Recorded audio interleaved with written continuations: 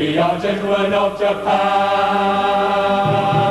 On many a bosom jar, on many a screen and pan. We figure in like we paint, our attitude's queer and quaint. You're wrong if you think it ain't.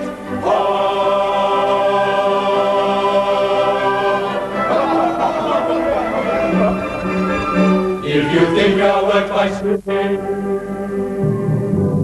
the Japanese marionette, you don't understand these things. It is simply called etiquette.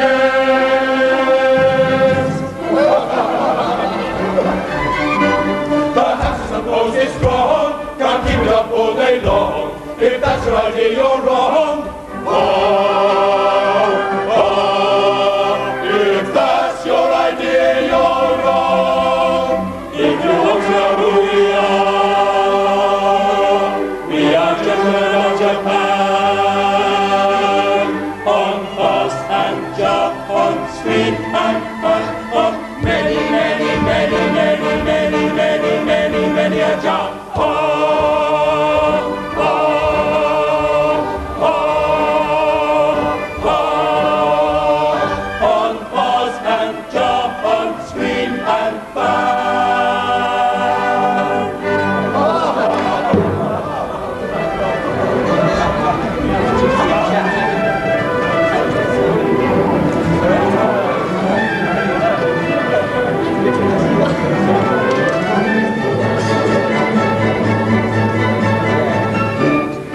Gentlemen, I pray you tell me where a gentle maiden dwelleth named Yum Yum, the ward of Coco.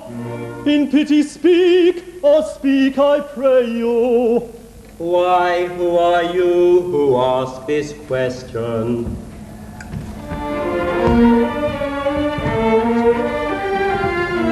Come, gather round me, and I'll tell you.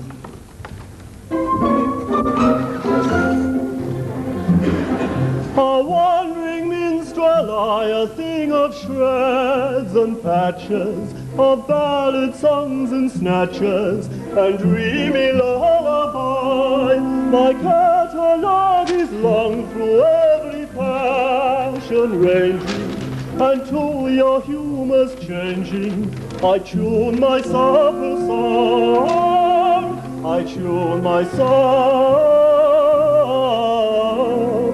song. Are you in sentimental mood? I'll sigh with you. Oh, sorrow, sorrow. On a maiden's coldness do you brood, I'll do so too. Oh,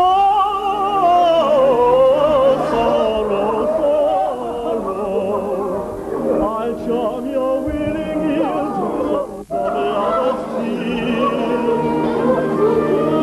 What sympathetic tears my cheeks feed you.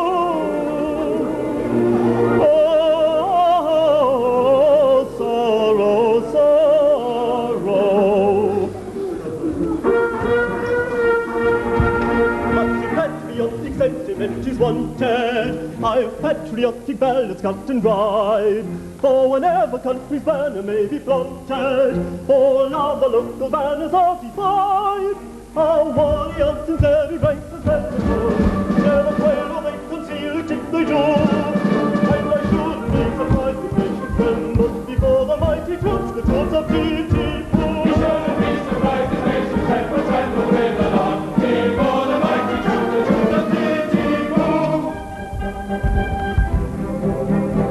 And if you call for the song of the sea, we'll heave a capstan round, with a yo-heave-ho, for the wind is free, her anchors are trip and her helms are lee, hurrah for the homeward bound. Yo-ho-heave-ho, hurrah for the homeward bound. To lay aloft in a howling breeze may tickle our landsman's taste, but the happiest down a sailor sees is when he's down at an inland town with his Nancy on his knees. Yo-ho! And his arm around her waist. Then man the guts and off we go as the middleman swings us round. With a yo-keep-ho and a round below, hurrah for the homeward bound. With a yo-keep-ho and a round below. Yo-ho-keep-ho, yo-ho-keep-ho, keep-ho, keep-ho, keep-ho, yo-ho.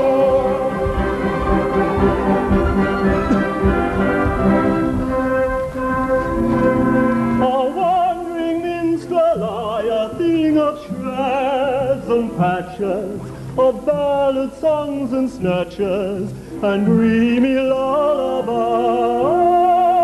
and dreamy lullabies.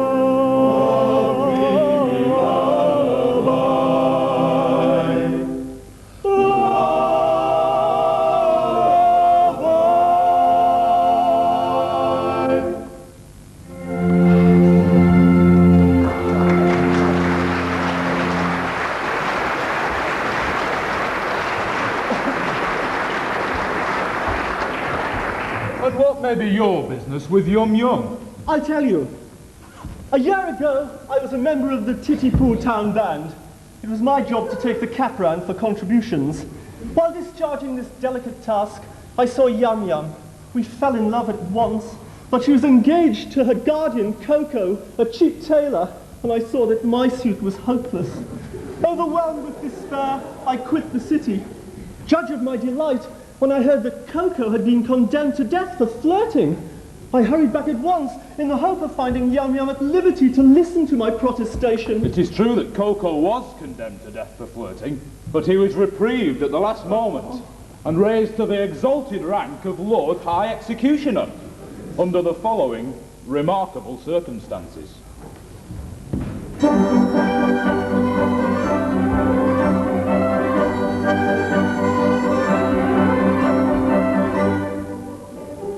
Great Mikado, virtuous man, when he to rule our land began, resolved to try a plan whereby young men might best be steadied.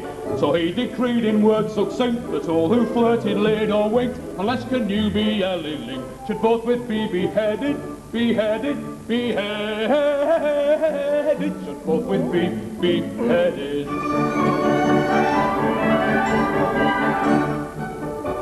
And I expect you'll all agree that he was right to so decree. And I am right and you are right, and all is right as right can be. And you are right and we are right, and all is right as right as right can be. And all is right as right can be. Right as right can be.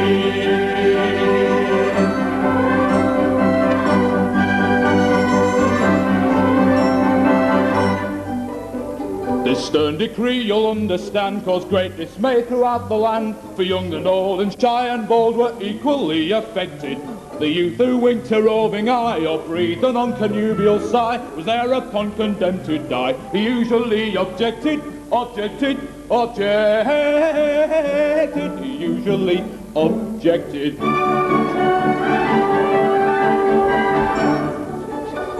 And you'll allow us, I expect, that he was right to so object. And I am right and you are right, and everything is quite correct. And you are right and we are right, and everything is right, is quite correct. And everything is quite correct. All is quite correct.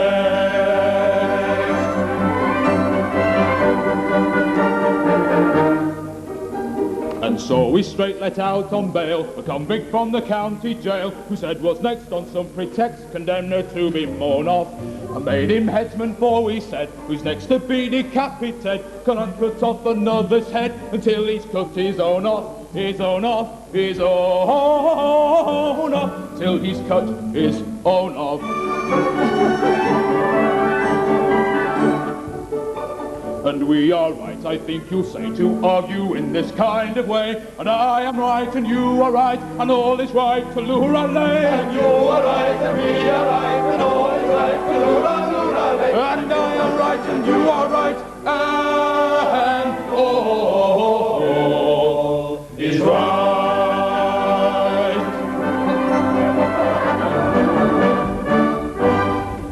Coco?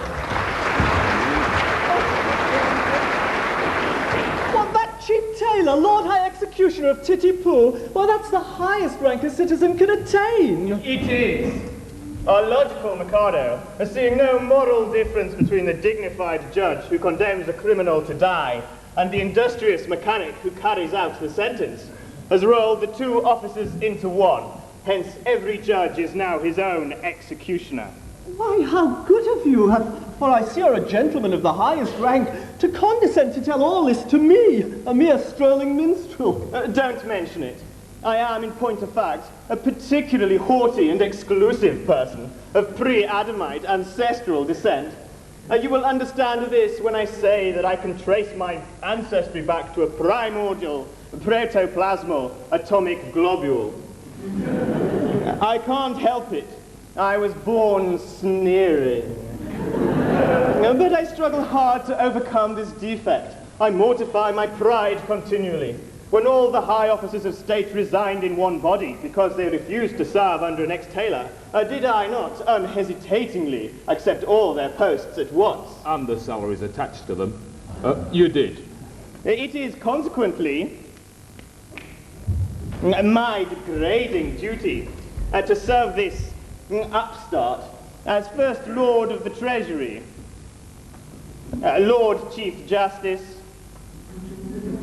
Commander-in-Chief, Lord High Admiral,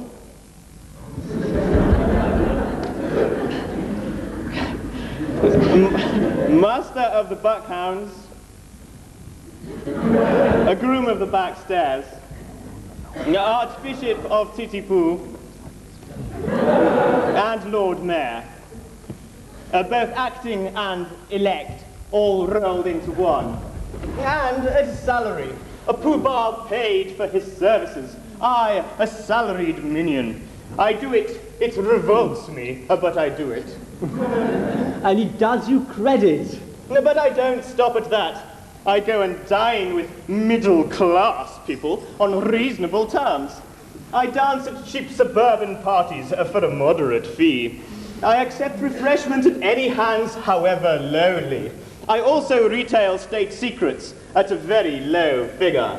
For example, any further information concerning Yum Yum would come under the head of a state a secret. Another insult, and I think a light one.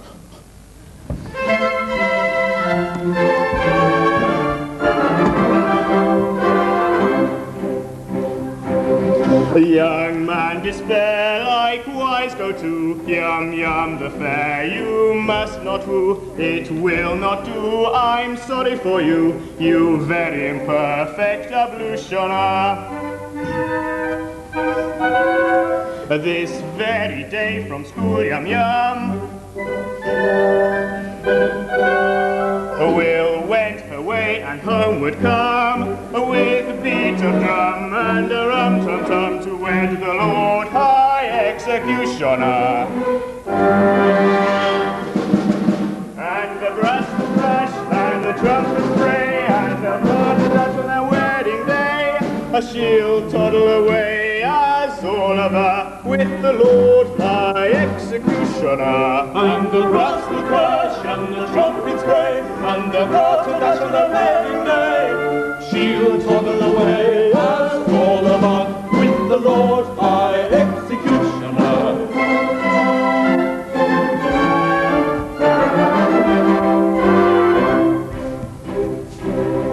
It's a hopeless case, as you may see, and in your place away I'd flee. But don't blame me, I'm sorry to be of your pleasure a diminutioner.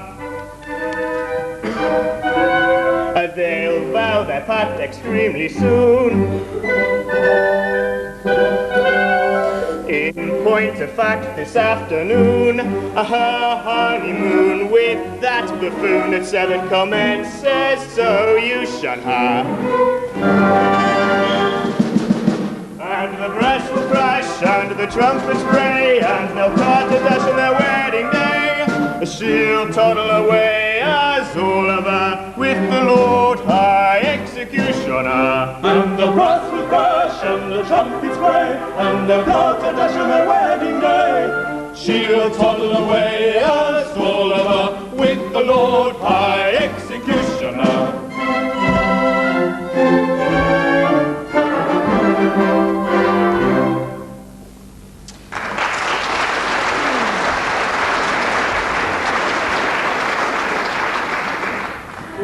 And have I journeyed for a month or nearly to learn that Yum, whom I love so dearly, this day to Coco is to be united.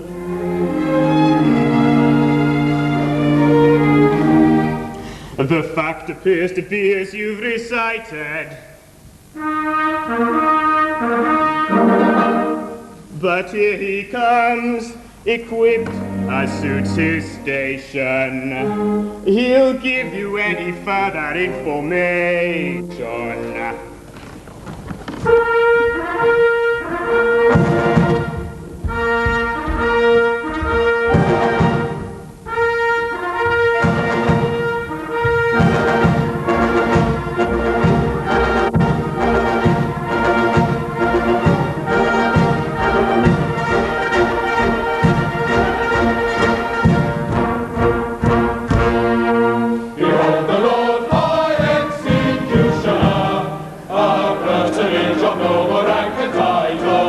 Dignified and potent officer, whose functions are particularly vital. Defer to the Lord High Executioner. Defer to the noble Lord, to the noble Lord, to the Lord High Executioner. Taken from my county jail by a set of curious chances, live awaited then on bail, on my own recognizances, wafted by a favouring gale, as one sometimes is in trances, to a height that few can scale, save by long and weary dances, surely never had a male. Under such like circumstances, so adventurous a tale that may wait with most romances. From a county jail, by a set of curious chances, surely never had so adventurous a tale. Defer to the Lord High Executioner.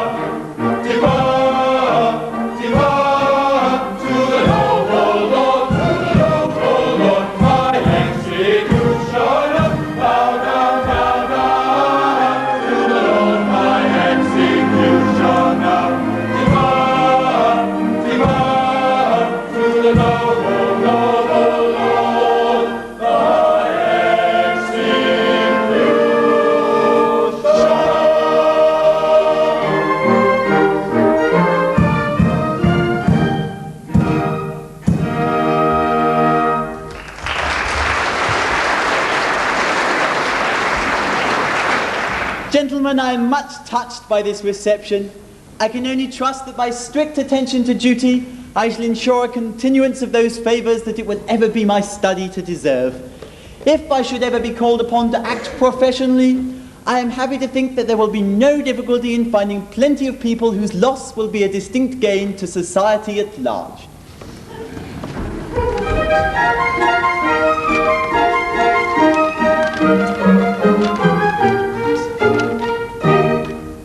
As someday it must happen that a victim must be found, I've got a little list of society offenders who might well be underground and never would be missed. No, never would be missed. There's the real ale fanatic whose knowledge tends to bore, and macho disco wallflowers who never take the floor. All people who eat garlic bread and breathe it in your face, and jolly charismatics when they dance about the place. The hang-em, flog-em Tories and the raving socialist, they'd none of them be missed, and no, none of them be missed. He's got them on the list, he's got them on the list, and they'll none of them be missed, they'll none of them be missed. There's Miss Minogue from Neighbours and the entire EastEnders cast. Oh, and the computer scientist, I've got him on the list. And those who own the tabloids but who with the news are lost, they'd none of them be missed. No, none of them be missed. They're loads of money yobbos when they flash about their wads. Or those who went to public school and other yuppie people. The camera-swinging foreigners who block the streets of York. And stage directors who on criticising you insist. Stage directors who on criticising you insist. I don't think she'd be missed. I'm sure she'd not be missed. He's got her on the list. He's got her on the list. And I don't think she'll be missed. I'm sure she'll not be missed. The rabid student union hacken lecturers who strike, and some biologists, I've got them on the list, and that punctilious librarian who always rides her bike, they'd none of them be missed, no, none of them be missed. All Kevins, Barrys, Ashleys, Garys who beat me to the bar, all Tracys, Kaz's, Julies, Shazzies will only go so far, and those dreadful pseudo-trendies who buy their clothes at Next, and chauvinists of every kind who think they're undersexed. But anyway, I think by now you must have got the gist that they'd none of them be missed, and no, none of them be missed. You may put them on the list, you may put them on the list, and they'll none of them be missed, they'll none of them be missed.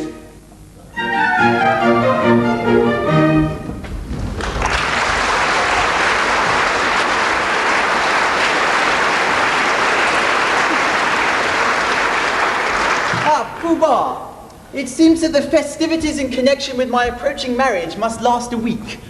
I should like to do it handsomely and want to consult you as the amount I ought to spend upon them. Certainly. In which of my capacities? As First Lord of the Treasury, Attorney General, Lord Chief Justice, Privy Purse, or Private Secretary? Suppose we say as Private Secretary.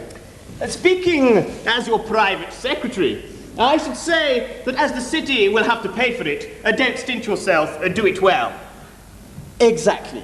As the city will have to pay for it, that is your advice. As Private Secretary, if it were not that, as Chancellor of the Exchequer, it is my duty to see that due economy is observed. Oh, but you said just now, don't stint yourself, do it well. As Private Secretary. And now you say that due economy must be observed. As Chancellor of the Exchequer. I see. Come over here where the Chancellor can't hear us. Now, as my solicitor, how do you advise me to deal with this difficulty? Oh, as your solicitor, I should have absolutely no hesitation at all in saying, chance it. Thank you, I will. If it were not that as Lord Chief Justice, I am bound to see that the law is not violated. I see. Come over here where the Chief Justice can't hear us. Now, as First Lord of the Treasury... No, as First Lord of the Treasury, I could propose a special vote that would cover all expenses. If it were not that, as Leader of the Opposition, it is my duty to oppose it tooth and nail. Now, but then, as Paymaster General, I could so cook the accounts so that I myself, as Lord High Auditor, could never discover the fraud.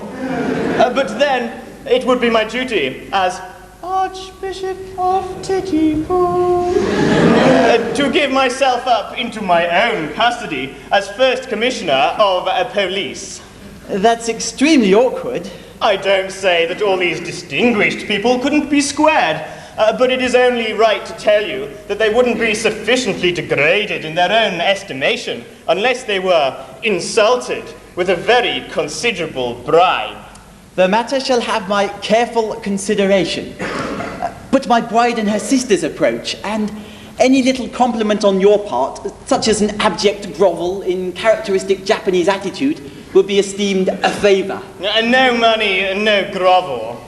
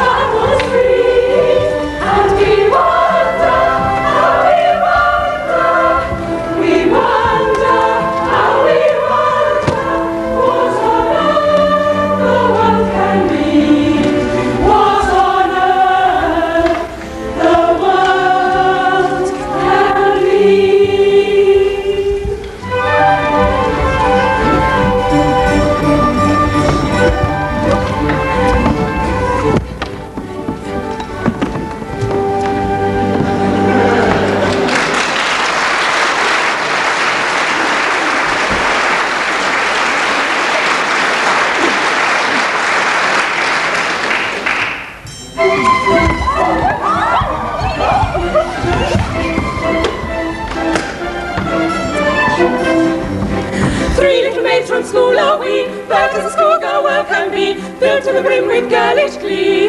Three little maids from school, everything is a source of fun. Nobody's safe for we care for none. Life is a joke that had just begun. Three little maids from school. Three little maids who all unwary come from a ladies' seminary. Three genius tutelary. Three little maids from school. Three little maids from school.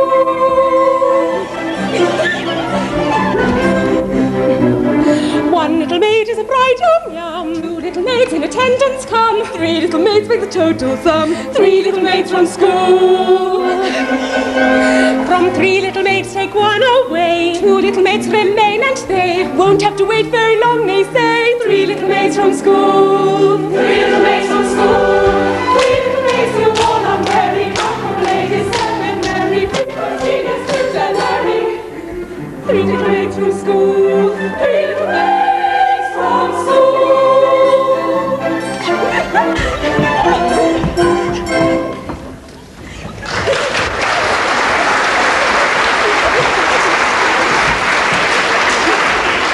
At last, my little bride that is to be. Oh, you're not going to kiss me? Not in front of all these people. Well, that was the idea. Well, it seems odd, doesn't it? It is rather peculiar. Oh, I expect it's all right. Must have a beginning, you know. Well, of course, I know nothing of these things. But I've no objection if it's usual. Oh, it's quite usual, I think, eh, Lord Chamberlain? I have known it done. Well, thank goodness that's over. Why, that's never you!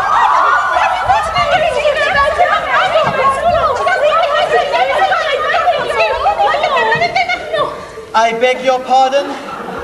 Will you present me? Oh, this is used.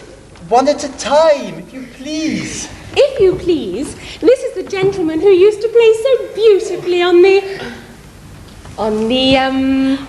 Marine Parade. Yes, I believe that was the name of the instrument. Sir, I have the misfortune to love your ward yum-yums. Oh, I know I deserve your anger. Anger?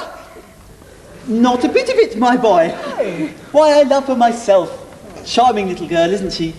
Pretty eyes, nice hair, taking little thing altogether. Very glad to hear my opinion backed up by a competent authority. Thank you very much. Goodbye. Take him away. I beg your pardon, but what is this? Customer come to try on? That is a tremendous swell. It's live. Go away, little girls. Go away, there's dears. I can't talk to little girls like you.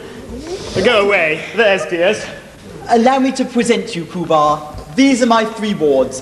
The one in the middle is my bride-elect. What do you want me to do with them? Mind, I will not kiss them. No, you shan't kiss them. A little bow. A mere nothing. You needn't mean it, you know. It goes against the grain. They are not young ladies. They are young persons. Oh, come, make an effort. There's a good nobleman. Well, I shan't mean it. Howdy-doody, little girls. Howdy-do. Oh, my protoplasmal ancestor. That's very good. I see nothing to laugh at. It is very difficult for me to say, howdy-doody, little girls. Howdy-doody. I am not accustomed to saying, howdy-doody, little girls. Howdy-doody. To anybody under the rank of a stockbroker. Don't laugh at him. He can't help it. He's under treatment for it. Never mind them. They don't understand the delicacy of your position. We know how delicate it is, don't we? I should say we did. How a nobleman of your importance can do it at all is the thing I never can and never shall understand.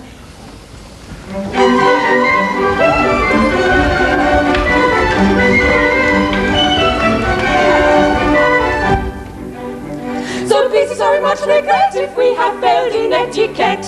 Towards a man of rank so high, we shall know better by and by. But you, of course, must have its fling, so pardon us, and don't mountain girl whose happy spring be hard on us, if we're inclined to dance and sing tra-la-la-la-la. But you, of course, must have it to so hard on us, don't it, girl, whose happy spring be hard on us, but you, of course, must have it to so hard on us, tra-la-la-la-la-la-la, tra-la-la-la-la-la-la, tra-la-la-la-la-la-la, tra-la-la-la-la-la-la-la, tra-la-la-la-la-la-la-la.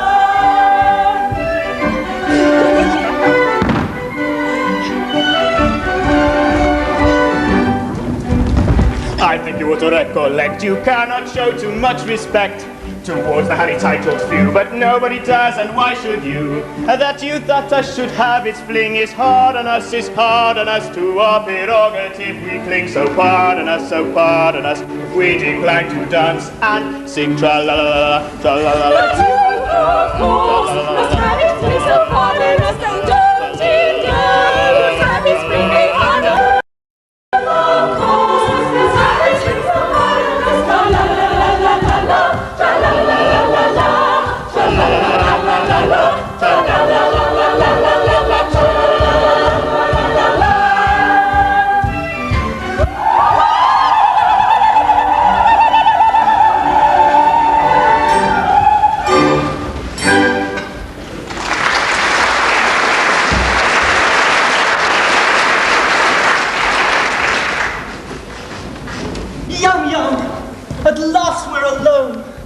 I sought you night and day for the last 3 weeks in the belief that your guardian was to be beheaded.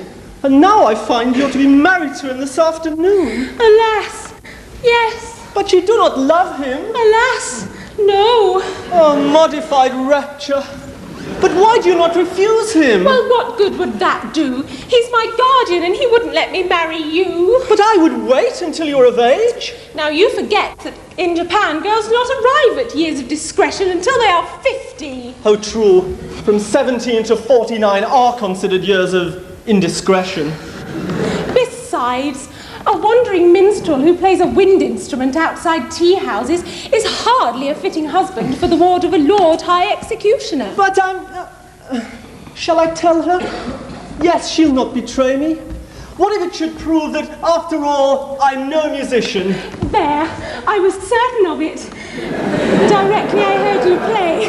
Oh, what if it should prove that I'm no other than the son of His Majesty the Mikado? The son of the Mikado? But why is your Highness disguised? And what has your Highness done? And will your Highness promise never to do it again? Some years ago, I had the misfortune to captivate Katisha, an elderly lady of my father's court. She misconstrued my customary affability into expressions of affection and claimed my hand in marriage under my father's law. My father, the Lucius Junius Brutus of his race, commanded that I marry her within a week or die ignominiously on the scaffold. That night, I fled his court and, assuming the disguise of a second trombone, joined the band in which you found me when I had the happiness of seeing you. Well, if you please, I don't think your Highness ought to come too near. The laws against flirting are excessively severe. Oh, but we're quite alone and nobody can see us. Still, that doesn't make it right. To flirt is capital. It is capital. And we must obey the law. Oh, deuce take the law. Oh, I wish it would, but it won't. Oh, if it were not for that, how happy we might be. Happy indeed. If it were not for the law, we should be sitting side by side, like that. Instead of being obliged to sit half a mile off like that. Gazing into each other's eyes, like that. Breathing sighs of unutterable love, like that. Oh. With our arms around each other's waists, like that. Yes. If it wasn't for the law. If it wasn't for the law. As it is, we can't do anything of the kind. Oh, not for worlds. Being engaged to Coco, you know. Being engaged to Coco.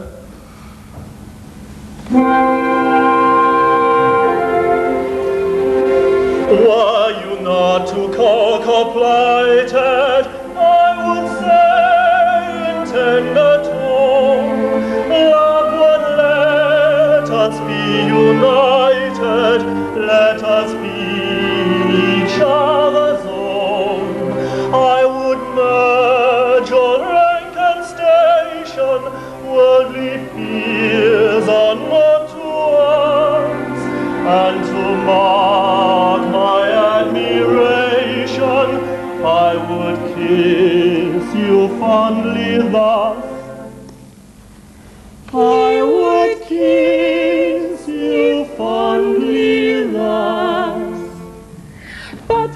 engaged to Coco. To embrace you must confoco. Would distinctly mean a toco. As for yam, I could get toco. Toco. But in spite of all temptation, such a theme I'll not discuss, and on no consideration will I kiss you fondly thus. Will I kiss you fondly thus? Let me make it clear to you, this is what I'll never do. This or this, or this, or this. This is what I'll never do. This or this, or this, or this.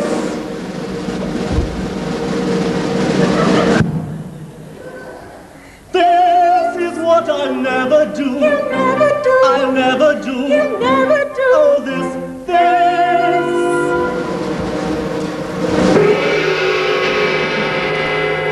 is what I'll never do.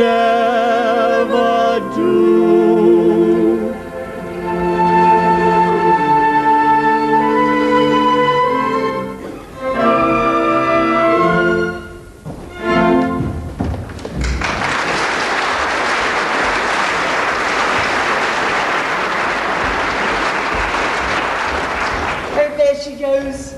To think how entirely my future happiness is wrapped up in that little parcel. Really, it hardly seems worthwhile. Oh, matrimony. Now then, sir, what is it? Can't you see I'm soliloquizing? You have interrupted an apostrophe, sir. I am the bearer of a letter from the Mikado. A letter from the Mikado? A letter from the Mikado?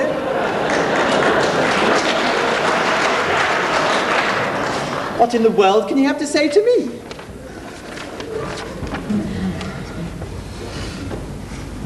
Ah, here it is at last. I thought it would come sooner or later. The Mikado is struck by the fact that no executions have taken place in Titipu for a year, and decrees that unless someone is beheaded within 1 month, the post of Lord High Executioner is to be abolished, and the city reduced to the rank of a village. But that will involve us all in irretrievable ruin. Yes, there's no hope for it. I shall have to execute somebody at once. The only question is, who shall it be? Well, it seems unkind to say so, but as you're already under sentence of death for flirting, everything seems to point to you. To me? What are you talking about? I can't execute myself. Why not? Why not? Well, because in the first place, self-decapitation is an extremely difficult, if not to say dangerous, thing to attempt. And in the second, it's suicide, and suicide is a capital offence. That is so, no doubt. We might reserve that point. True, it could be argued 6 months hence in front of a full court. Besides, I don't see how a man can cut off his own head. A man might try. Even if you only succeeded in cutting it half off, that'd be something. No, pardon me, but there I am adamant. As an official headsman, my reputation is at stake, and I cannot consent to embark on any professional operation unless I can see my way to a successful result. This professional conscientiousness is very creditable to you, but it places us in a very awkward position. My good sir, the awkwardness of your position is grace itself, compared with that of a man engaged in the act of cutting off his own head. Well, I'm afraid that unless you can obtain a substitute... A substitute? Oh, certainly, nothing simpler. Pooh-Bah, I hereby appoint you Lord High Substitute. I should be delighted. Such an appointment would realize my fondest dreams. But no, at any sacrifice, I must set bounds to my insatiable ambition.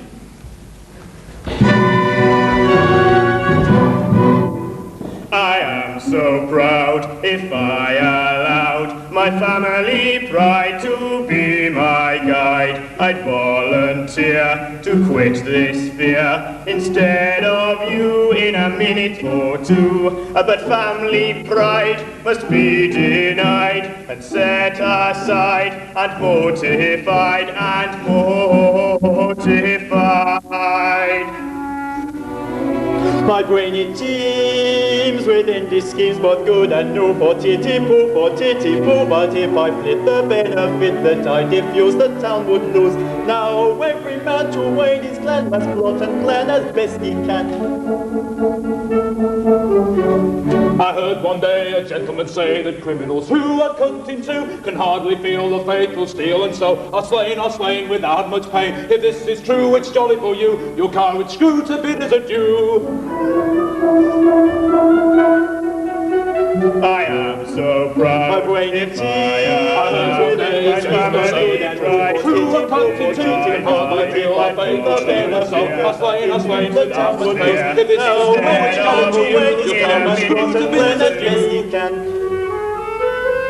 And so, although I'm ready to go, yet recollect what disrespected I neglect to thus affect the same direct. So I object, And so, although I wish to go, and greatly pine to brightly shine and take the line of a hero fine with grief condign, I must decline. And go and show both friend and foe how much you dare. I'm quite aware it's your affair, but I declare I take your share, but I don't much care. I must So I object to share, but I don't much care. I take your share, but I don't much care. I object to share, but I don't much care. To sit in solemn silence in a dull, dark dock, in a pestilential prison with a lifelong lock, awaiting the cessation of a short, sharp shock, from a chicken chopper on a big black block. To sit in solemn silence in a dull, dark dock, in a pestilential prison with a lifelong lock, awaiting the cessation of a short, sharp shock, from a chicken chopper on a big black block. A dull, dark dock, a lifelong lock, a short, sharp shock, a big black block. To sit in solemn silence in a pestilential prison and awaiting the cessation of a chicken chopper on a big black block.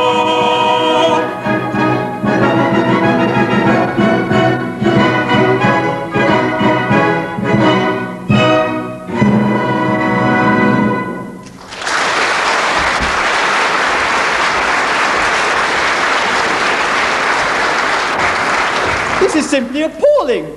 I allowed myself to be respited at the last moment, simply in order to benefit my native town. I'm now required to die within a month, and that by a man who I have loaded with honours. Is this public gratitude? Is this... Go away, sir! How dare you? Am I never to be permitted to soliloquize? Go on, don't mind me. What are you going to do with that rope? I'm about to terminate an unendurable existence. Terminate your existence? Oh, nonsense. What for? Because you're about to marry the girl I adore. Nonsense, sir. I won't permit it. I am a humane man. And if you attempt anything of the sort, I shall order your instant arrest. Come, sir, desist at once, or I summon my guard. That's absurd. If you attempt to call alarm, I instantly perform the happy dispatch with this dagger. No, don't do that. This is horrible. Why, you cold-blooded scoundrel. Are you aware that in taking your own life, you are committing a crime which is... substitute. What's the matter? Is it absolutely certain that you are resolved to die? Absolutely. Will nothing shake your resolution? Nothing. Threats, entreaties, prayers, all useless? All. My mind's made up. Then if you really mean what you say, and if you are absolutely resolved to die, and if nothing whatever will shake your determination, don't spoil yourself by committing suicide, but be beheaded handsomely at the hands of the public executioner. Oh, I don't see how that would benefit me. You don't? Observe, you have a month to live, and you'll live like a fighting cock at my expense. Then when the day comes, there'll be a grand public ceremonial. You will be the central figure, and no one will attempt to deprive you of that distinction. There'll be a procession. Bands, dead march, bells tolling, all the girls in tears, yum distracted. Then, when it's all over, general rejoicing and a display of fireworks in the evening. You won't see them, but they'll be there all the same. Do you really think Yum Yum would be distracted at my death? Oh, bless you, yes. She's the most tender-hearted creature alive. I should hate to cause her pain. Perhaps, after all, if I were to withdraw from Japan and travel interrail in Europe for a couple of years, I might contrive to forget her. Oh, I don't think you could forget Yum Yum so easily. And after all, what is more miserable than a love-blighted life? Oh, true. Life without Yum Yum. Why, it seems absurd. And yet there are a good many people in the world who have to endure it. Poor devils, yes. You are quite right not to be of their number. I won't be of their number. Noble fellow. No, I'll tell you how we'll manage it. You let me marry Yum Yum, and in a month you can behead me. No, pardon me. I draw the line at Yum Yum. Very well then. If you can draw the line, so can I. Then wait a moment. Be reasonable. How can I consent to your marrying Yum Yum if I'm going to marry her myself? Oh, my good fellow. She'll be a widow in a month, then you can marry her. Oh, that's true, of course. I quite see that, but dear me, my position during the next month will be most unpleasant. Most unpleasant. Well, not half so unpleasant as mine at the end of it. Oh, yes, I can see that, but I agree. After all, it's only putting off my wedding for a month. But you won't prejudice her against me, will you? You see, I've educated her to be my wife. She's been taught to regard me as a wise and good man. And I shouldn't like her views on that point disturbed. Oh, trust me, she shall never learn the truth from me.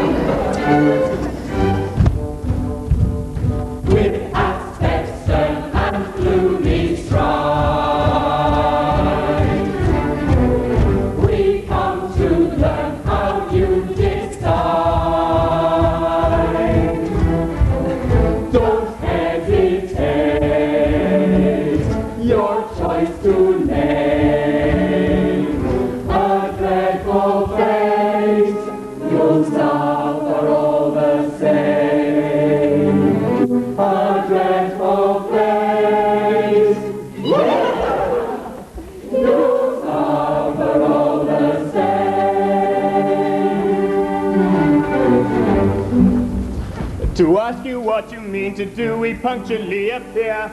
Congratulate me, gentlemen, I've found a volunteer.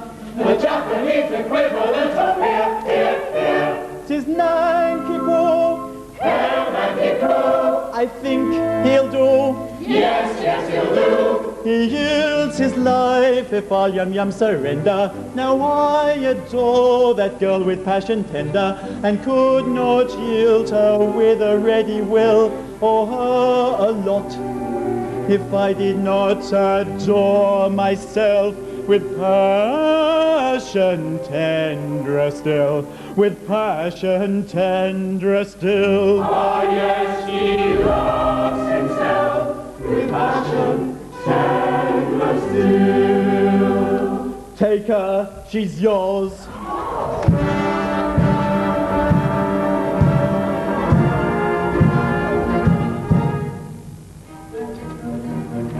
The threatened cloud has passed away. What though the night may come too soon? Then let the throng our joy advance with laughing song and merry dance. Then let the throng our joy advance with laughing song and merry dance, with laughing song and merry dance, with laughing song. With joy and shout and ringing cheer, in all gallants, inaugurate their victory. Joy and shout and ringing cheer, inaugurate their victory. Joy and shout and ringing cheer, inaugurate their victory. A day, a week, a month, a year. As even time comes much too soon. Then let the throng our joy advance with laughing song and merry dance. And let the throng our joy advance with laughing song and merry dance, with laughing song and merry dance, with laughing song.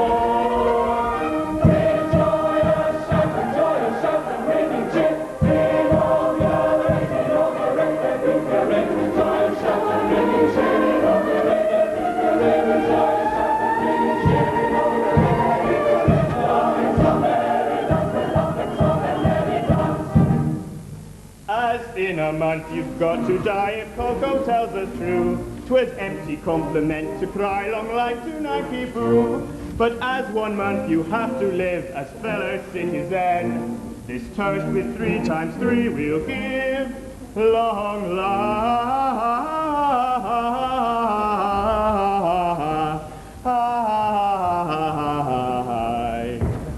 A long life to you, a long life to you, a long life to you, till then.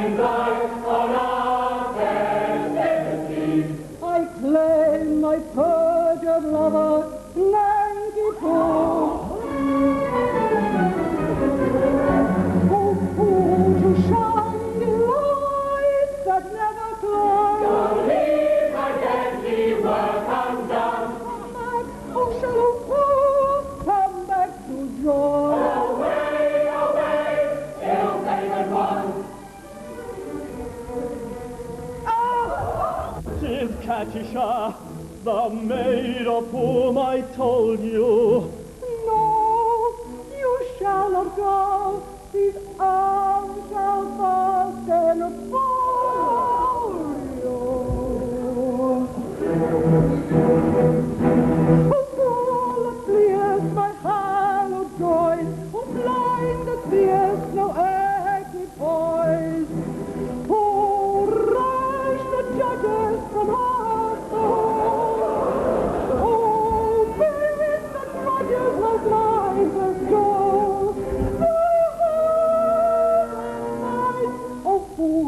Blind, give me my place, or rash, or base. Thy heart unbind, give me my place, or fool, or blind, or rash, or base. Thy heart unbind, give me my place. If she's thy bride, restore her place, or fool, or blind, or rash. Big cheeks that rollest where wisdom serves, bright eye that coolest heroic nerve, rose lips that goest low-laid in years, smooth tongue that warnest rightly nears. Thy soul is nice, pink cheek, bright eye, thy name rose lips, smooth tongue, thy doom is nigh, thy knell is rung, pink cheek, bright eye, rose lips, smooth tongue, thy doom is nigh, thy knell is rung. It's to my veil, thy knell is rung, pink cheek, bright eye, rose lips, smooth tongue, it's to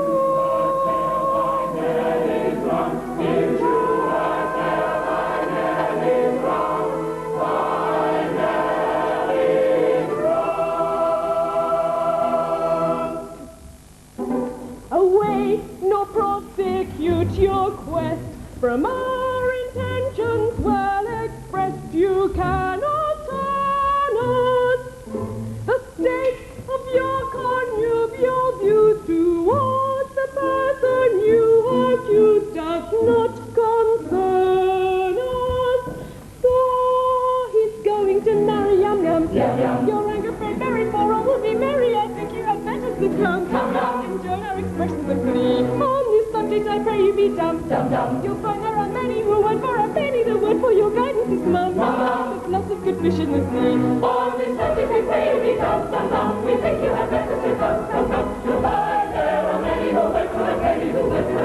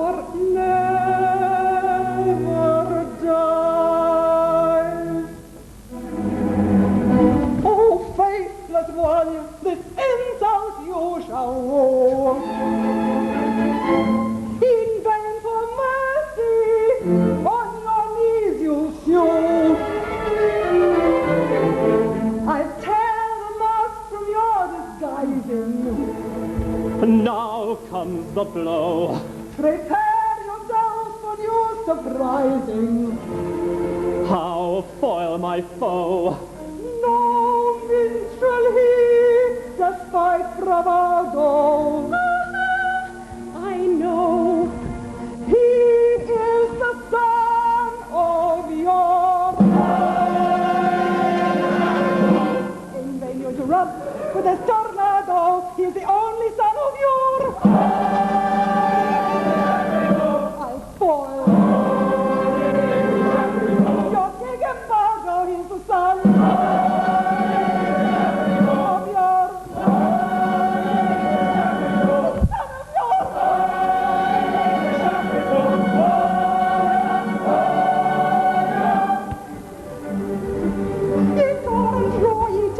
from your own heart, for we I bring down to ye your worth, my vengeance full will rise triumphant over all. With the glory of the crowd, to join these songs, fight yourself, the echoes of our festivals, to rise triumphant over all. For haughty lords, at once I go, Mikado walk.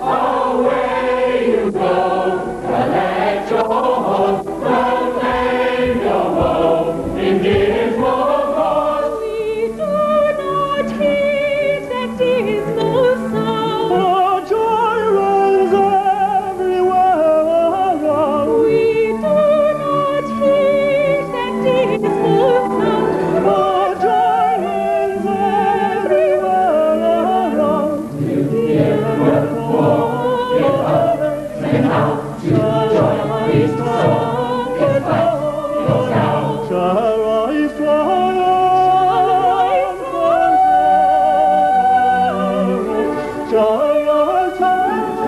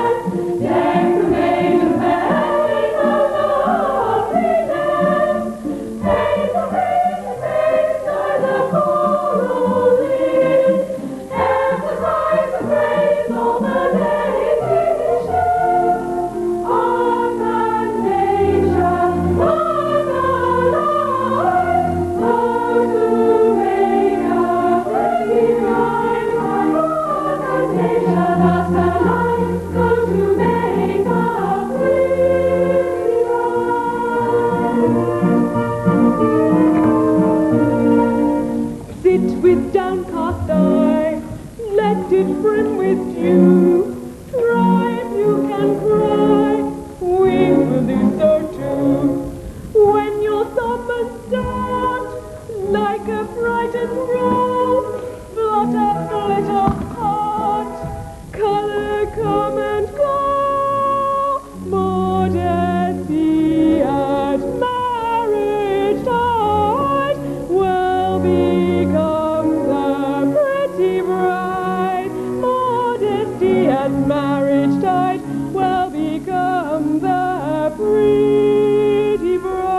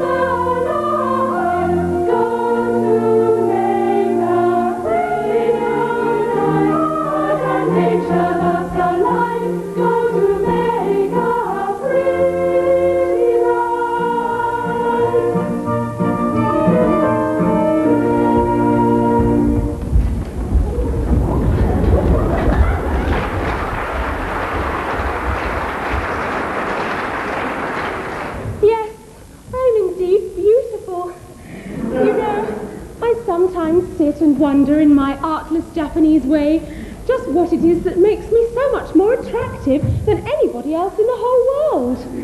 Could this be vanity? No. Nature is lovely and she rejoices in her loveliness.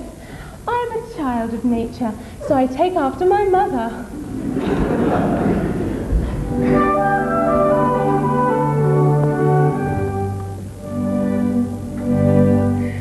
The sun whose rays are all ablaze with ever-living glory does not deny his majesty, he scorns to tell a story. Hear out exclaim, I blush for shame, so kindly be indulgent. But fierce and bold in fiery gold, he glories all effulgent.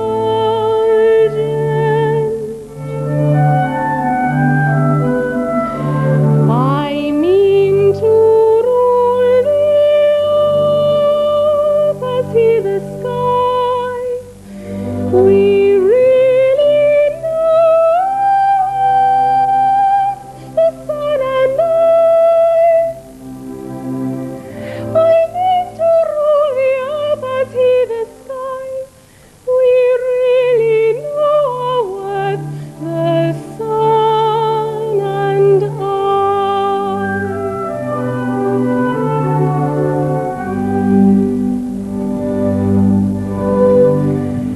Observe his flame, that placid flame, the moon's celestial highness. There's not a trace upon her face of diffidence or shyness. She bore us light that through the night mankind will acclaim her. And truth to tell, she lights up well, so I for one don't blame her. Ah, pray make no mistake, we are not shy. We very wide awake, the moon and I.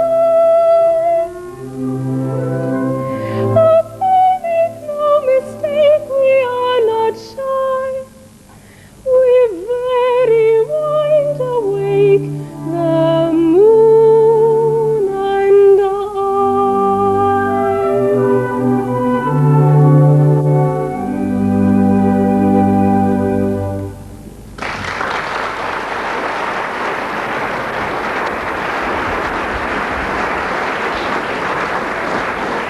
Yes, everything seems to smile upon me. I am to be married today to the man I love best. and I believe I'm the happiest girl in Japan. Yes, she is indeed to be envied, who has attained happiness in all but perfection. In all but perfection? Well, dear, it can't be denied that the fact that your husband is going to be beheaded in a month is in its way a drawback. It does rather seem to take the top off it, you know. I don't know about that. It all depends. At any rate, he will find it a drawback. Not necessarily. Bless you, it all depends. Anyway, I think it's very indelicate of you to refer to such a subject on such a day. Well, if my marriage is to be cut short, well, cut short in a month, can't you at least let me forget it? Oh, Yum in tears, and on her wedding morn. Well, they've been reminding me that in a month you're to be beheaded. Yes, we've been reminding her that you're to be beheaded. How depressed some bridegrooms would be at this sort of thing. A month! What's a month? These divisions of time are purely arbitrary. Who says 24 hours make a day? There's a popular impression to that effect. Then we'll face it. We'll call each second a minute, each minute an hour, each hour a day, and each day a year. And in that case, we've about 30 years of married bliss before us. At that rate, this interview has already lasted 4 hours and 3/4. Yes, how time flies when one is thoroughly enjoying oneself. Oh, that's the way to look at it. Don't be downhearted. There's a silver lining to every cloud. Certainly. Let's be perfectly happy. By all means, let's thoroughly enjoy ourselves. It's absurd to cry. It's quite ridiculous.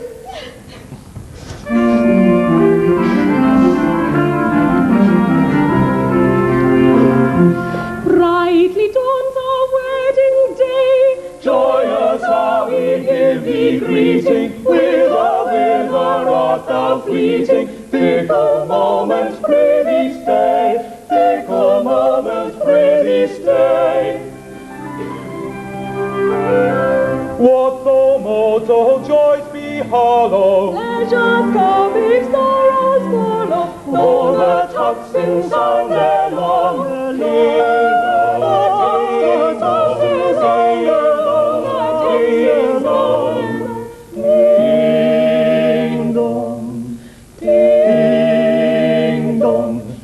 until the shadows fall over one and over all. Sing a merry madrigal. Sing a merry madrigal. Sing a merry madrigal. La la la la la la la la la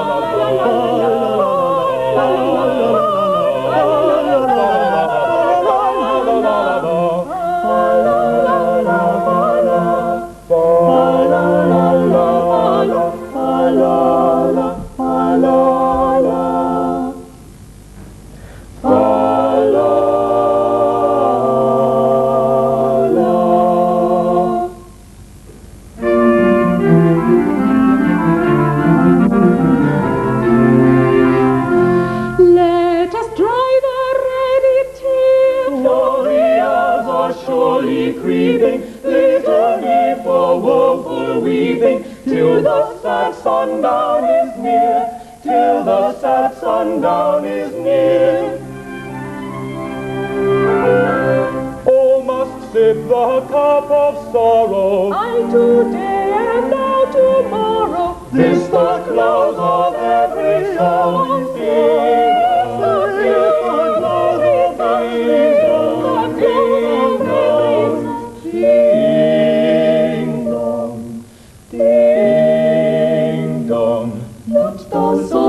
Shadows fall, sooner, later, overall.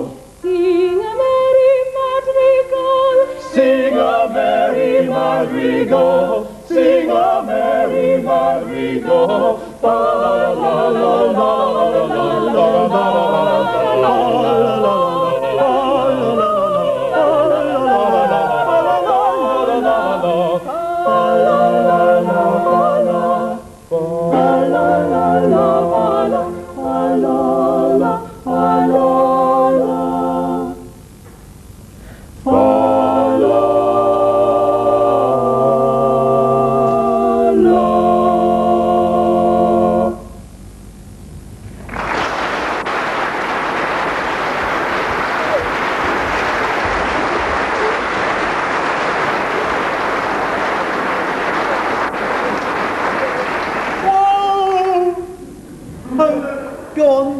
don't mind me. Oh, I'm afraid we're distressing you. Never mind, I must get used to it. Only, please do it by degrees. Begin by putting your arm round her waist. Oh, there, let me get used to that first. Oh, wouldn't you like to retire? It must pain you to see us so affectionate together. No, I must learn to bear it. Now, oblige me by allowing her head on your shoulder. Oh, I'm much obliged. Now, kiss her. Oh, it's simple torture. Oh, come, bear up. It's only for a month. No, it's no use deluding oneself with false hopes. What do you mean? My child, my poor child. How shall I break it to her? My little bride that was to have been. Was to have been? Yes, I'm afraid you never can be mine. Oh, I'm so glad. I have just ascertained that by the Mikado's law, when a married man is beheaded, his wife gets buried alive. Buried alive? Buried alive. It's a most unpleasant death. Oh, but who did you get that from? Oh, from Pouvar. He's my solicitor. Oh, but he may be mistaken. Well, so I thought. So I consulted the Attorney General, the Lord Chief Justice, the Master of the Laws, the First Lord of the Treasury, and the Chief Commissioner of Police. They're all of the same opinion. Never knew such unanimity on a point of law in my life. Oh, but stop a bit. This law's never been put into force. Well, not yet. You see, flirting is the only crime punishable by decapitation, and married men never flirt. Oh, that's true, of course. I quite forgot that. Well, I may take it that my dream of happiness is at a close. Darling, I don't want to appear selfish, and I do love you with all my heart, and I don't suppose I'll ever love anybody half as much, but when I agreed to marry you, my own, I didn't realise, pet, that I would be buried alive in a month. Oh, well, nor I. It's the very first I've heard of it. It does change things, doesn't it? Well, it does make a difference, of course. You see, burial alive is such a stuffy death. Oh, I call it a beast of a death. So you see my difficulty. I do, but I see my own. If I hold you to your promise, I doom you to a hideous death. If I release you, you go and marry Coco at once.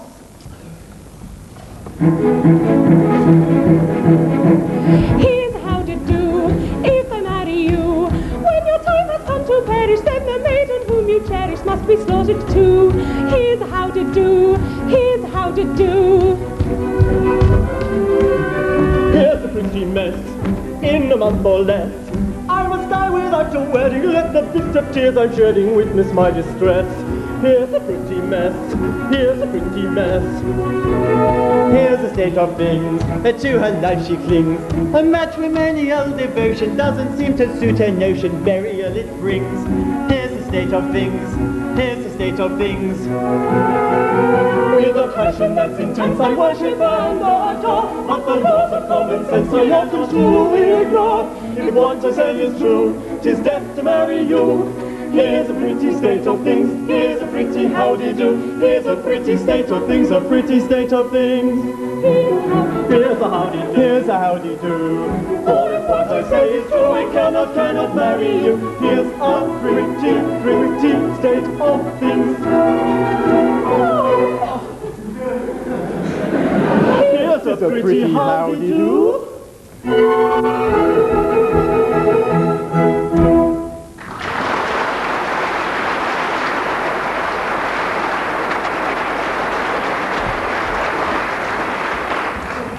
My poor boy, I'm really very sorry for you. Oh, thanks, old fellow, I'm sure you are. You see, I'm quite helpless. I quite see that. I can't conceive anything more distressing than to have one's marriage broken off at the last moment. But you shan't be disappointed of a wedding. You shall come to mine. Oh, well, that's awfully kind of you, but I'm afraid it's impossible. Why so? Today I die. What do you mean? Oh, I can't live without Yum Yum. This afternoon I perform the Happy Dispatch. No, pardon me, I can't allow that. Why not? Well, why, hang it all, you're under contract to die by the hands of the public executioner in a month's time. If you kill yourself, what's to become of me? I shall have to be executed in your place. It would certainly seem so. Oh, now then, Lord Mayor, what is it? The Mikado and his suite are approaching the city, and will be here any minute. The Mikado? He's come to see whether his orders have been carried out. Now look here, you know, this is getting serious. A bargain's a bargain, and you really mustn't frustrate the course of justice by committing suicide. As a man of honour and a gentleman, you are bound to die ignominiously by the hands of the public executioner. Oh, well, very well, behead me. What now? Certainly at once. Chop it off, chop it off. My good sir, I don't go about prepared to execute gentlemen at a moment's notice. Why, I never even killed a blue bottle. Still, as Lord High Executioner... My good sir, as Lord High Executioner, I have to execute him in a month's time. I'm not ready yet. I don't know how it's done. I'm going to take lessons. I mean to begin with a guinea pig and work my way up through the animal kingdom till I come to a second trombone. Well, you don't suppose that as a humane man I'd have accepted the duties of Lord High Executioner if I hadn't thought the duties were purely nominal? I can't kill you. I can't kill anything. I can't kill anybody. Oh, come, my dear fellow. Don't take on so. If I don't mind, why should you? Remember, sooner or later it must be done. Must it? I'm not so sure about that. What do you mean? Why should I kill you when making an affidavit that you've been executed will do just as well? Here are plenty of witnesses. Lord Chief Justice, Commander-in-Chief, Secretary of State for the Home Department, First Lord of the Treasury, and Chief Commissioner of Police. Where are they? There they are. They'll all swear to it, won't you? Am I to understand that all us high officers of state are required to perjure ourselves to ensure your safety? And why not? You'll be grossly insulted, as usual. Will the insult be cash down or Barclaycard? It will be a ready money transaction. Well, I suppose it'll be a useful discipline. Very well. Choose your fiction and I'll endorse it. Ha! Family pride, how do you like that? Oh, but I tell you, life without yum-yum. Oh, yum-yum, yum-yum. Bother, yum-yum. Here, Commissioner, go and fetch yum-yum. Now take yum-yum and marry yum-yum, and you go away and never come back again. Here she is. Yum-yum, are you particularly busy? No, not particularly. You 5 minutes to spare? Yes. Then go along with His Grace the Archbishop of Titipu and he'll marry you at once. Oh, but if I'm to be buried alive, No, don't ask any questions, just do as I say. And Nanki Poo will explain all. But one moment, not for worlds, for here comes the Mikado, no doubt to ascertain whether I've obeyed his decree. And if he finds you still alive, I shall have the greatest difficulty in persuading him I've beheaded you. Close thing that, for here he comes.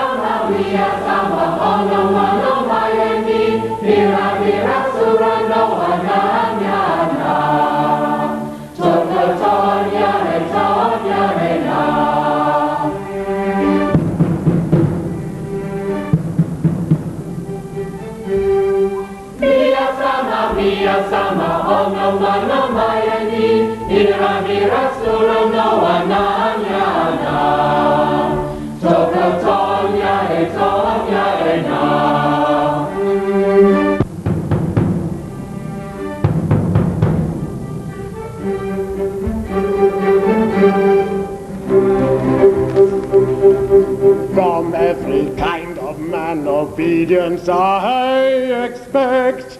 I'm the Emperor of Japan. And I'm his daughter-in-law elect. He'll marry his son. He's only got one to his daughter-in-law elect. My morals have been declared particularly correct. But nothing at all compared with those of his daughter-in-law elect. Bow, bow to his daughter-in-law elect. Bow, bow to his daughter-in-law elect.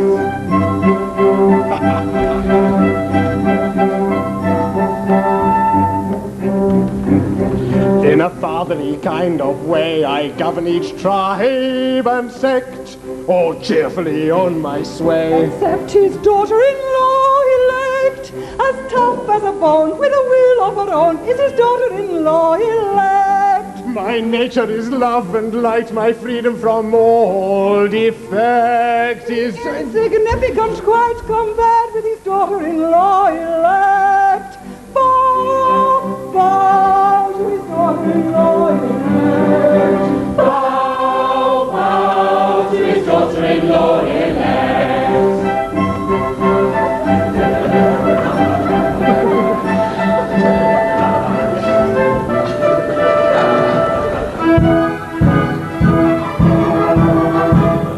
A more humane Mikado never did in Japan exist. To nobody second, I'm certainly reckoned a true philanthropist. It is my very humane endeavor to make to some extent each evil liver a running river of harmless merriment.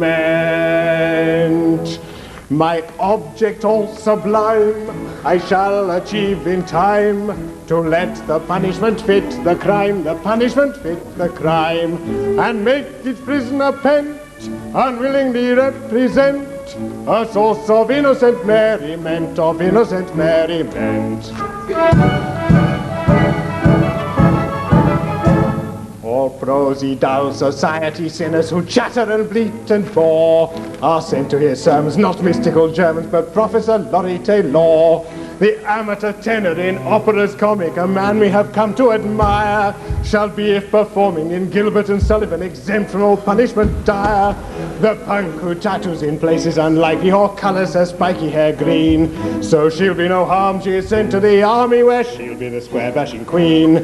The idiot who in railway carriages smashes the window panes, his fate it is bitter to tidy up litter on football excursion trains.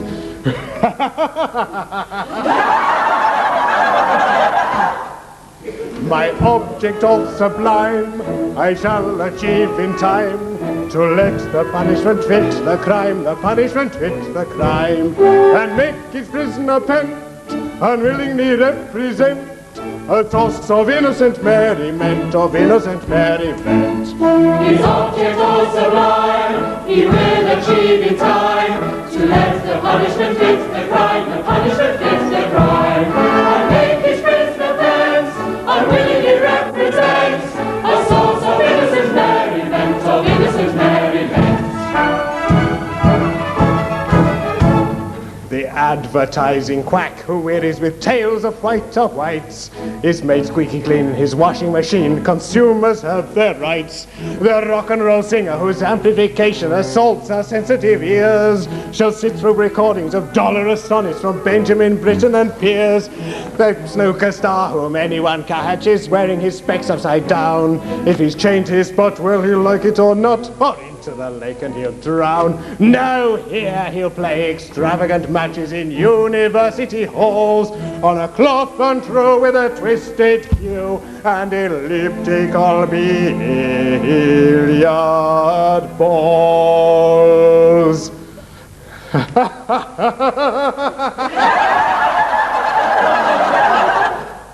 My object all sublime I shall achieve in time, to let the punishment fit the crime, the punishment fit the crime, and make his prisoner pent, unwillingly represent a source of innocent merriment, of innocent merriment. His object all sublime, he will achieve in time, to let the punishment fit the crime, the punishment fit the crime, and make his prisoner pent, unwillingly represent a source of innocent merriment, of innocent merriment.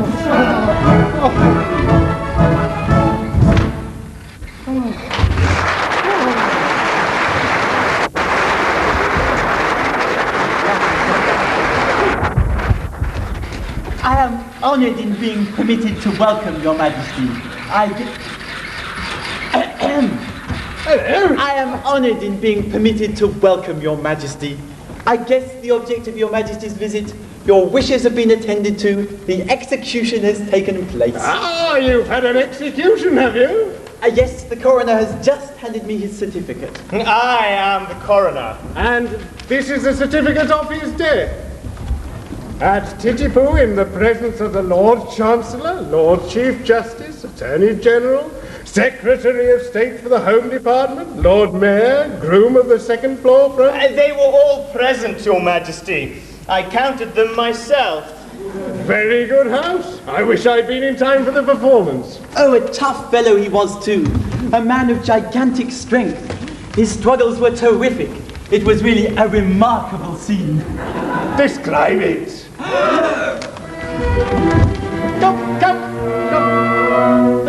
The criminal cried as he dropped him down in a state of wild alarm. With a frightful, frantic, fearful frown, I bared my big white arm. I seized him by his little pigtail, and on his knees fell he. As he squirmed and swaggled and gurgled and guggled, I drew my sneaker.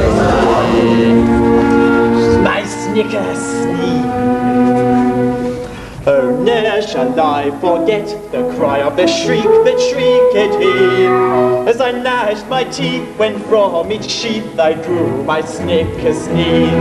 We know him well, we cannot tell untrue or groundless tales. He always tries to utter lies, and every time he fails. He shivered and shook as he gave the sign for the stroke he didn't deserve. Then all of a sudden his eyes met mine, and it seemed to brace his nerve. For he nodded his head and kissed his hand and whistled and added he, as the sabre drew, cut cleanly through his cervical vertebrae. His vertebrae. When a man's afraid, a beautiful maid is a cheering sight to see. And it's so I'm glad this moment that was soon by sight of me. Our terrible tale you contrasail with truth it quite agrees. A taste is that for faultless fact amounts to a disease. Now though you'd have said that head was dead, for its owner dead was he. Stood in its neck with a smile well bred and bowed 3 times to me. It was none of your impudent offhand nods, but as humble as could be. For it clearly knew the deference due to a man of pedigree. Of pedigree. And it's oh, I vow that deathly bow was a touching sight to see.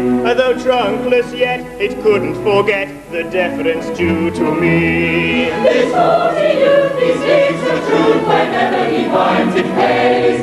And in this case, it all took place exactly as he said. Exactly as he said.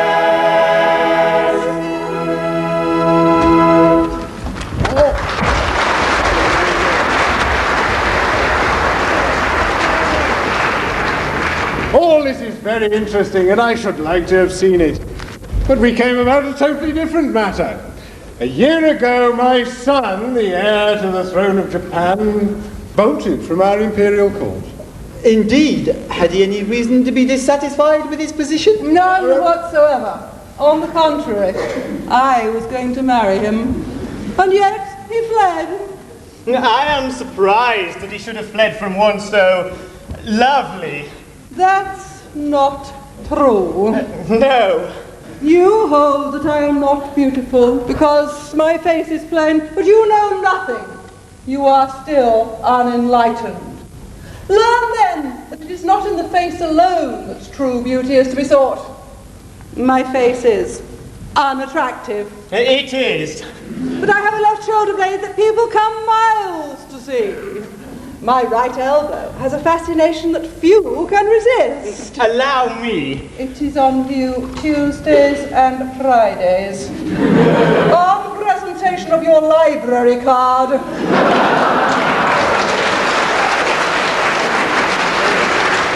As for my circulation, it is the largest in the world. And yet he fled. And is now masquerading in this town, disguised as a second trombone. A second trombone? Yes. Would it be troubling you too much if I asked you to produce him? He goes by the name of Nanki Poo. It's quite easy. That is, it's rather difficult. In point of fact, he's gone overseas. Gone overseas? His address? Wentworth. What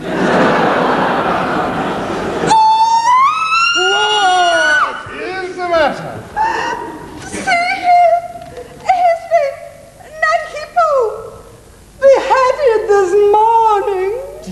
Dear, this is very tiresome. My poor fellow, in your anxiety to carry out my wishes, you have beheaded the heir to the throne of Japan. I beg to offer an unqualified apology. I desire to associate myself with that expression of regret. We really hadn't the least notion. Of course you hadn't. How could you? My poor fellow, don't distress yourself. If a man of exalted rank chooses to disguise himself as a second trombone, he must take the consequences. It really distresses me to see you take on so. I'm no doubt he thoroughly deserved all he got. We are infinitely obliged to your majesty. Much obliged, Your Majesty. Very much obliged, Your Majesty. Obliged? Not a bit. Don't mention it. How could you tell? No, of course we couldn't tell who the gentleman really was. It wasn't written on his forehead, you know. It might have been written on his pocket handkerchief, but Japanese don't use pocket handkerchiefs. I forget the punishment for compassing the death of the heir apparent. Punishment? Yes. Something lingering with boiling oil in it, I fancy. Something of that sort.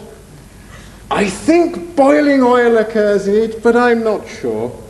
I know it's something humorous, but lingering with either boiling oil or melted lead. Come, don't fret. I'm not a bit angry.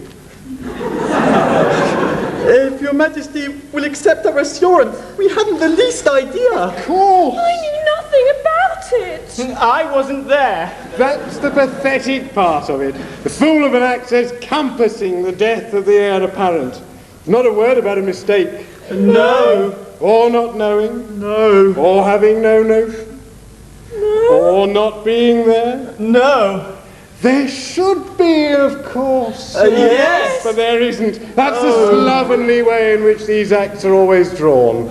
However, cheer up, it'll be all right. I'll have it altered next session. Now, let's see, about your execution. Would after luncheon suit you? Can you wait till then? Oh, yes. We can wait till then. Then we'll make it after luncheon. I don't want any lunch. I'm really very sorry for you all. But it's an unjust world, and virtue is triumphant only in theatrical performances. See how the fates their gifts allot. For A is happy, B is not. Yet B is worthy, I dare say, of more prosperity than A. Is B more worthy? I should say he's worth a great deal more than A. Yes, A is happy, oh so happy, laughing ha ha, chopping ha ha, nectar cropping ha ha ha, ever joyous, ever gay, happy undeserving A, ever joyous, ever gay, happy undeserving A.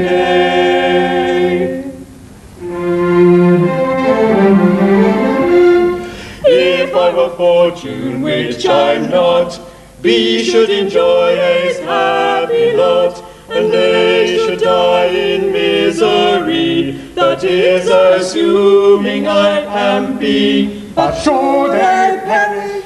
That should he, of course, assuming I am B. B should be happy, oh so happy, laughing ha ha, jumping ha ha, nectar cropping ha ha ha, but condemned to die is he, wretched meritorious be he, but condemned to die is he, wretched meritorious.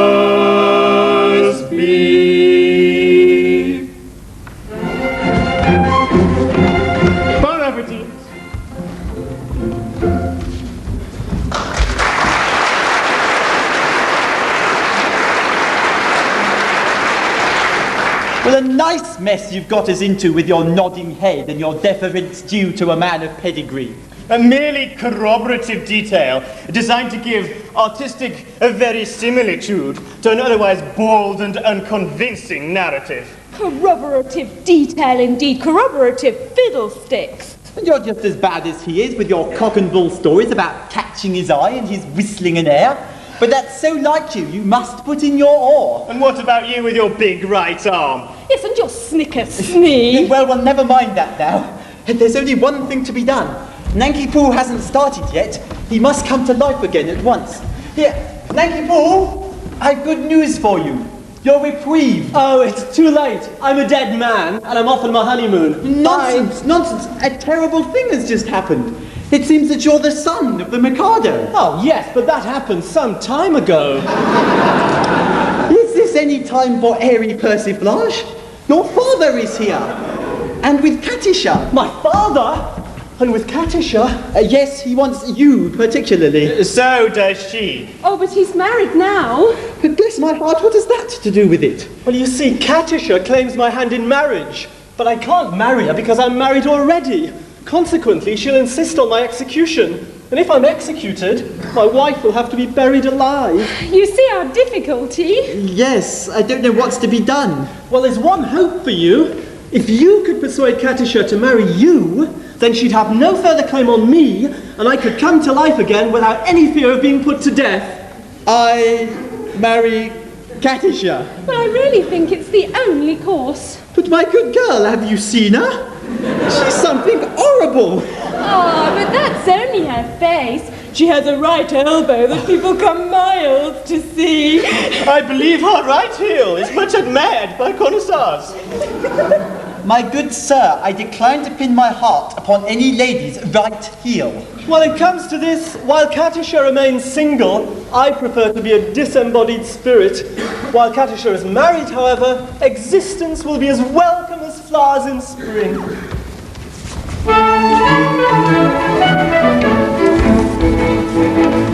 The flowers that bloom in the spring, tra-la, breathe promise of merry sunshine. As we merrily dance and we sing, tra-la, we welcome the hopes that they bring, tra-la, of a summer of roses and wine, of a summer of roses and wine. And that's what I mean when we say that a thing is welcome as flowers that bloom in the spring. Tra-la-la-la-la, tra-la-la-la-la, the flowers that bloom in the spring. Tra-la-la-la-la, tra-la-la-la-la. La, la, la.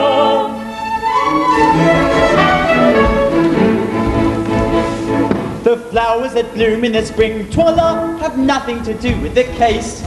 I've got to take under my wing, twala, a most unattractive old thing, twala, with a caricature of a face, with a caricature of a face. And that's what I mean when I say or I sing, oh.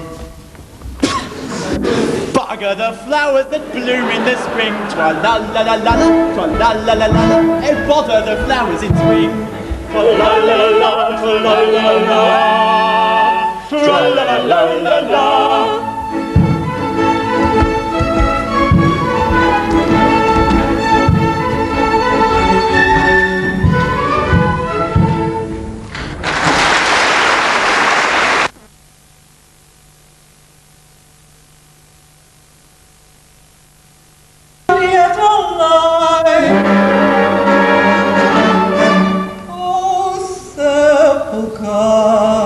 My soul is still my body's prisoner. Bring out the peace that death alone can give. My doom to wait, my punishment to live.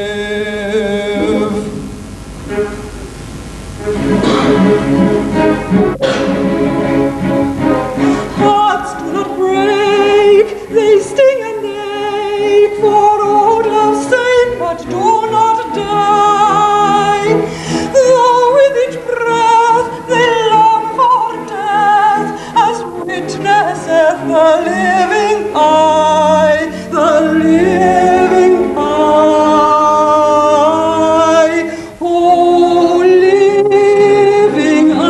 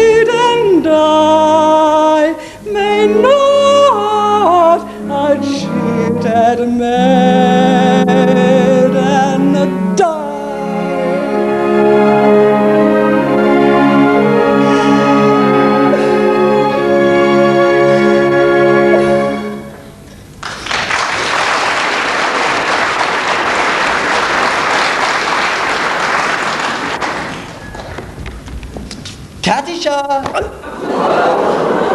The miscreant who robbed me of my love.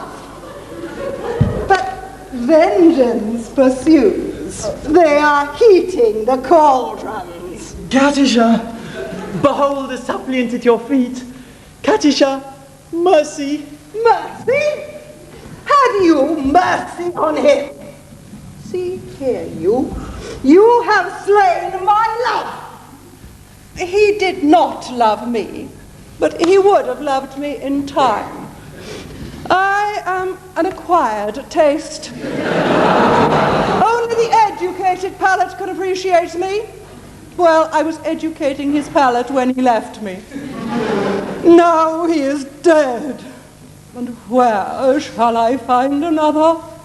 It takes years to train a man to love me. Am I to go through the whole weary round again, and at the same time implore mercy for you, who robbed me of my prey? I mean, my pupil. Just as his education was on the point of completion. Oh, where shall I find another? Where shall I find another? Here! What? Here? Katisha, for years I have loved you with a white-hot passion that is slowly but surely consuming my very vitals. Ah, shrink not from me. If there is aught of woman's mercy in your heart, turn not from a lovesick suppliant whose every fibre thrills at your tiniest touch. True it is that under a poor mask of disgust, I have endeavoured to conceal a passion whose inner fires are boiling the oil and boiling the soul within me. But the fire will not be extinguished.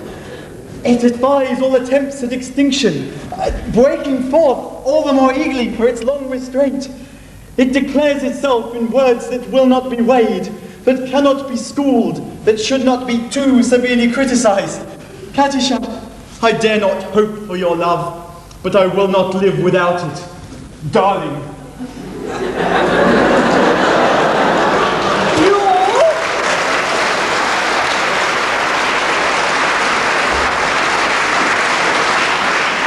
You whose hands shall reek with the blood of my betrothed, dare to address words of passion to the woman you have so foully wronged. I do. Accept my love, or I perish on the spot. Go to. Who knows so well? No one ever yet died of a broken heart. You know not what you say. Listen.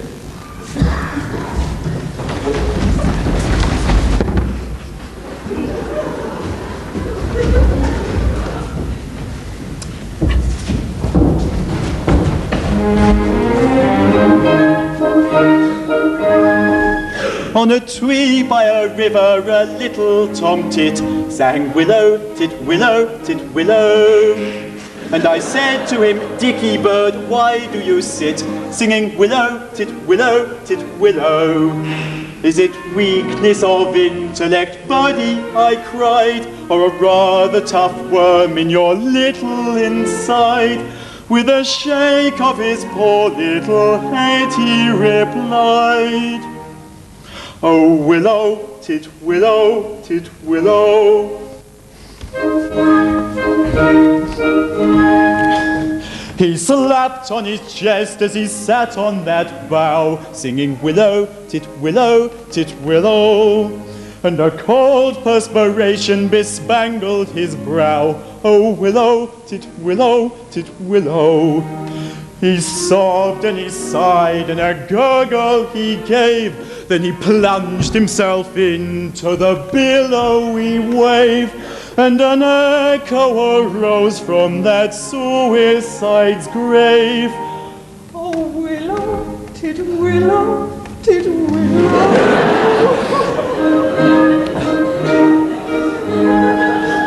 Now I feel just as sure as I'm sure that my name isn't Willow, tit, willow, tit, willow. That was blighted affection that made him exclaim, oh, willow, tit, willow, tit, willow. Now if you remain careless and obdurate, I shall perish as he did, and you will know why. though I probably shall not exclaim as I die. Oh, willow, titwillow, titwillow.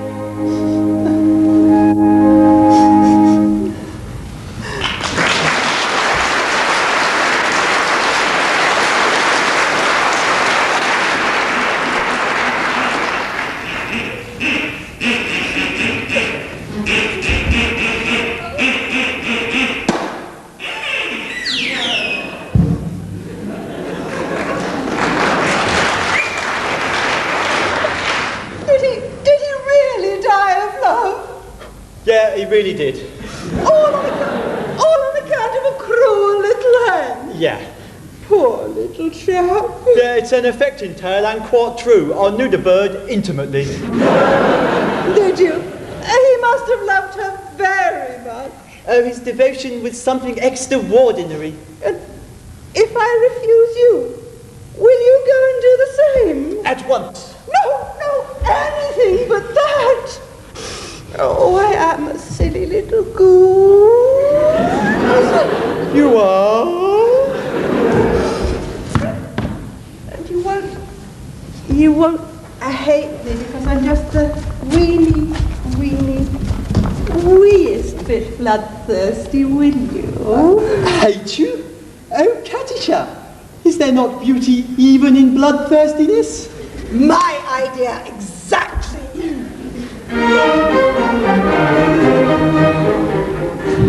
There is beauty in the bellow of the blast, there is grandeur in the growling of the gale, there is eloquent outpouring when the lion is roaring and the tiger in the lashing of his tail. Oh, yes, I'd like to see a tiger from the Congo or the Niger, and especially when he's lashing of his tail. Volcanoes have a splendor that is grim, and earthquakes only terrify the dogs.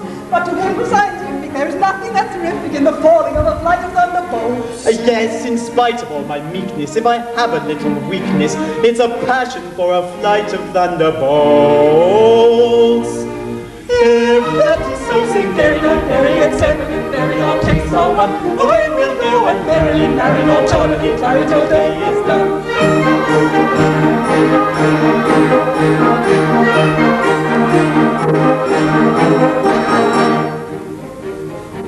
There is beauty in extreme old age. Do you fancy you are elderly enough?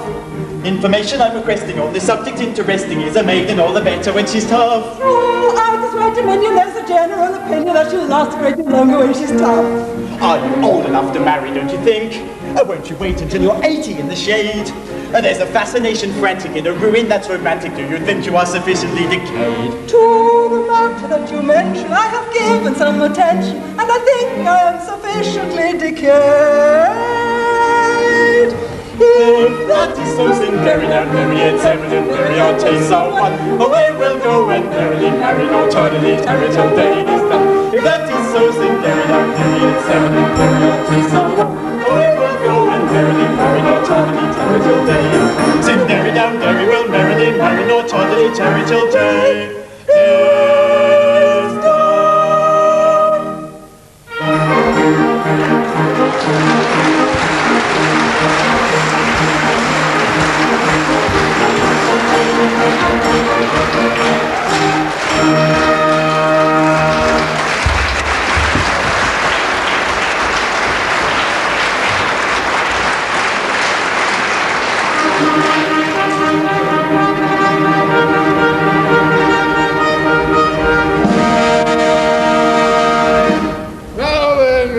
Capital lunch, we're quite ready. Have all the painful preparations been made? Your Majesty, all is prepared. Then produce the unfortunate gentleman and his two well-meaning but misguided accomplices. Oh, where are they? Mercy for Coco! Mercy for Pitty Sing! Mercy even for Pooh Bah! I beg your pardon, I don't think I quite caught that last remark. Mercy even for Pooh Bah! My husband that was to have been is slain, and I have just married this miserable object. Well, you've not been long about it. We were married before the registrar. I am the registrar. I see. But my difficulty is that as you have slain the heir apparent... The heir apparent is not slain. Bless my heart, my son. And his daughter-in-law elected. Traitor! You have deceived me! You are entitled to a little explanation, but I think you would give it better whole than in pieces. Your Majesty, it's like this. It's true that I stated I had killed Nanki Poo. Yes, with most affecting particulars. Merely corroborative detail, designed to give artistic verisimilitude. Will you refrain from putting in your oar? It's like this. When Your Majesty says, let a thing be done, it is as good as done. Practically, it is done, because Your Majesty's will is law. Your Majesty says, kill a gentleman, and a gentleman is told off to be killed. Consequently, that gentleman is as good as dead. Practically, he is dead. And if he is dead, why not say so? I see. Nothing could possibly be more satisfactory. For he's gone and married Yum Yum. Your angered be buried for all be merry. I think you had better succumb. And join our expressions of glee. On this subject, I pray you'll be dumb. Your notions, though many, are not worth a penny. The word for your guidance is mum. You've a very good bargain in me. On this subject we pray you'll be dumb. We think you had better succumb. Come, you'll find there are many who went for a penny, who went for a penny. There are lots of good fish in the sea, there are lots of good fish in the sea. There's lots of good fish in the sea. There's lots of good fish in the sea, in the sea, in the sea, in the sea, in the sea.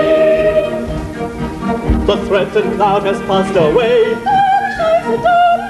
Oh, the night may come too soon. With years and years of afternoon. Then let us throng our joy advance with laughing song and merry dance. And let them throng our joy advance with laughing song and merry dance. With laughing song and merry dance. With laughing song. With joyous shout, a ringing cheer. Inaugurate the new career. With joyous shout, a ringing cheer. Inaugurate the new career. With joyous shout, a ringing cheer. With laughing song and merry dance. With laughing song and merry dance. With song and